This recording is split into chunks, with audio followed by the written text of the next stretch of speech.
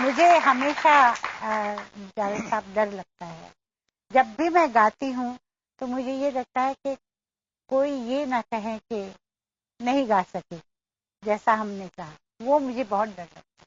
और इसीलिए मैं कभी भूलती नहीं हूँ कि इस बात को नहीं तो क्या होता है, लोग कई मर्तबा सोचते रहते हैं कि वहाँ क्या हुआ है, घर में ये हुआ है, वो हुआ है। वो मैं नहीं सोचती।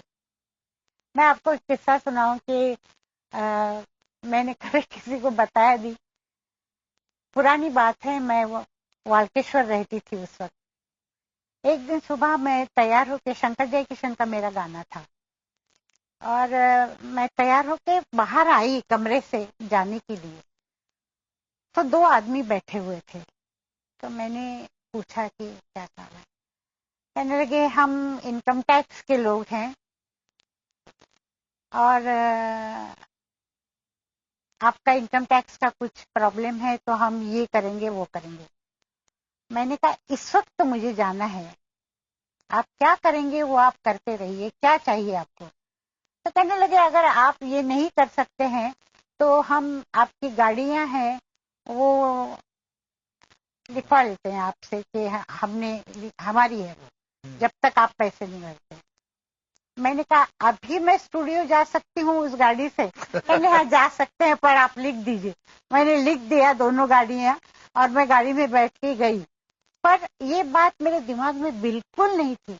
मैंने जाके गाना गाया। आपको ताज्जुब होगा कि मैं गाने के बाद शंकर जयकिशन, हसरत जयपुरी और शैलेंद्र सब फूल लेके आए मेरे लिए कि इतना अच्छा गाना हुआ। मतलब मेरे काम में उसका ये नहीं हुआ।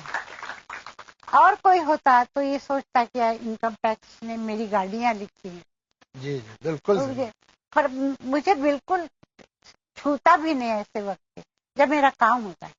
क्या रानी मुखर्जी आपसे कुछ पूछना चाहती हैं? अच्छा। तो देखिए, फिल्मों की रानी, सुरों की महारानी से क्या पूछते हैं? अच्छा। नमस्ते लता जी, आपको आपके जन्मदिन पर बहुत बहुत शुभकामनाएं।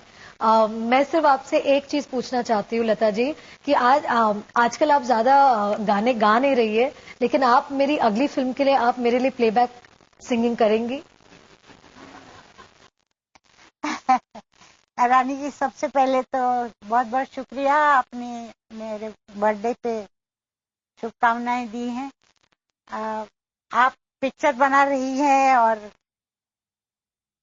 आप तो मेरी बहुत फेवरेट आर्टिस्ट हैं। मैं बहुत पसंद करती हूँ आपकी एक्टिंग। हालांकि आजकल आप कम आ रही हैं फिल्मों में, तो कोई खास वजह है या नहीं मालूम नहीं।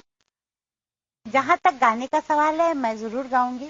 सिर्फ मैं ये देखूंगी कि गाने कैसे बने।